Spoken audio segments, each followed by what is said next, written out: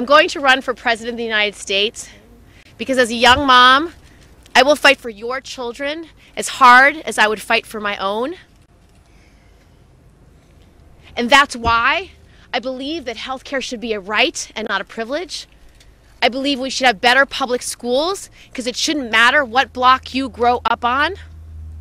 I believe we need to start rewarding work in this country again because anybody who wants to work hard should be able to get whatever training they need to earn their way into the middle class and to be able to have the American dream, which has always been for everyone.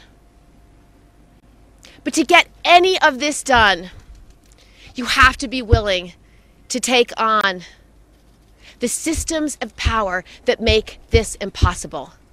You have to be able to take on institutional racism, which hold far too many communities back. You have to be willing to take on the drug companies if you want lower prescription drug prices. You have to be willing to take on the insurance companies if you want health care as a right and not a privilege. You have to be able to take on the corruption in Washington. You have to be able to take on the special interests that write legislation in the dead of night. Not for you and me, not for the people, but for those with the power. And I know that I have the compassion and the courage and the fearless determination that is necessary to get this done. And I know this because of all the people on whose shoulders I stand. All the people that have come before me to fight for what's right. It starts with my own family. My mother's grandmother, my great-grandmother, she was raised in Albany, never went to college. She was a Rosie the Riveter during World War II. When the country asked her to leave her home to help the country, she did. My mother's mother also never went to college. But she organized women for a generation so that their voices matter, so that they could be heard in our political process. And my mom, she dared me to be different because she dared to be different. She went to law school when very few women worked outside the home. She was one of the only 3 women in her law school class. And I think she had to take her criminal law exam just a couple days after she gave birth to my brother from the hospital bed.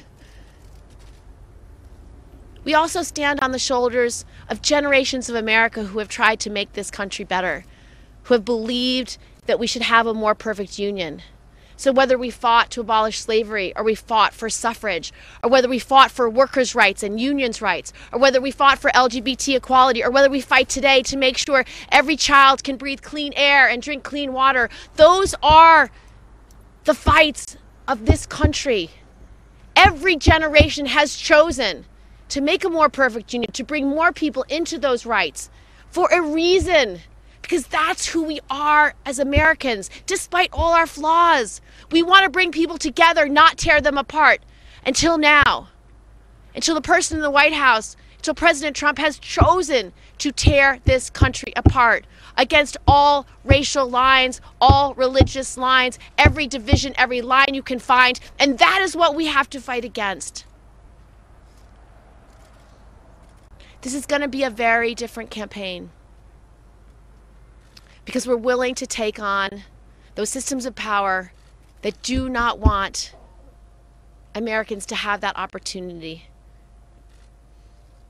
So if you want to join me in taking on the drug companies, taking on the insurance companies, so we can guarantee health care as a right and not a privilege, if you're willing to take on the corruption in Washington, the special interests that control everything, so that people's voices can be heard, so that we can take on global climate change and actually care about clean air and clean water for everyone, to have bold ideas to make that difference, to take on the institutional racism that corrupts so many people's lives, whether it's healthcare or education or through jobs. The fact that if you are a black woman in New York City today, you are 12 times more likely to die in childbirth is part of the problem. So, if you're really willing to take on what it takes,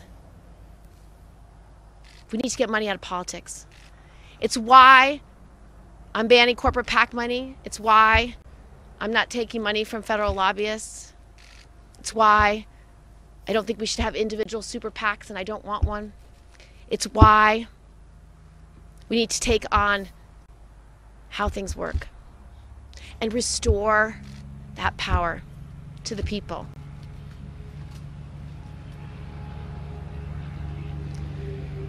I think this is a moment for all of us to ask ourselves what we are called to do. Only light can drive out darkness. Only what's right can defeat what's wrong. And I feel very called at this moment to make that difference, to help people, to listen to people, to listen to what's going on in their lives and to solve those problems.